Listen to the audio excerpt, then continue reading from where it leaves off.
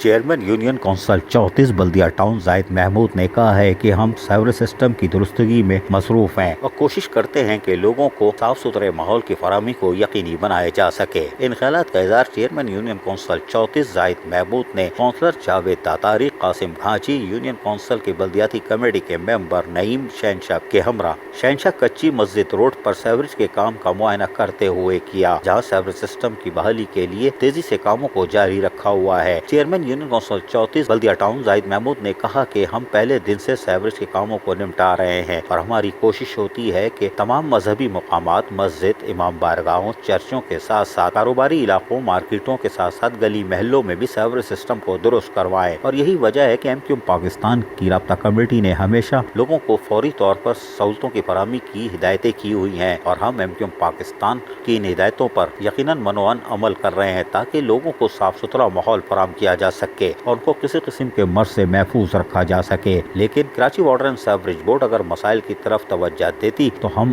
آج union council 34 بلدیہ town کو ماڈل یونین کونسل بنا چکے ہوتے، کیونکہ یونین کونسل 34 بلدیہ ٹاؤن نے اپنے یونین کونسل کے فنڈز کا زیادہ تر استعمال سیوریج سسٹم کی درستگی میں کیا ہے، اور یہی وجہ ہے کہ ہم اپنے عزم کو پورا کرنے میں ناکام رہے۔ لیکن ہم پھر بھی کوشش کر رہے ہیں کہ شجرکاری مہم کے ساتھ ساتھ آنے والی بارشوں میں لوگوں کو کسی قسم کی تکلیف سے بچانے کے لیے ہر ممکن اقدامات کو قبل از وقت مکمل کر لیں۔ عزیز عارف، KBS بلدیاتی نیوز، کراچی۔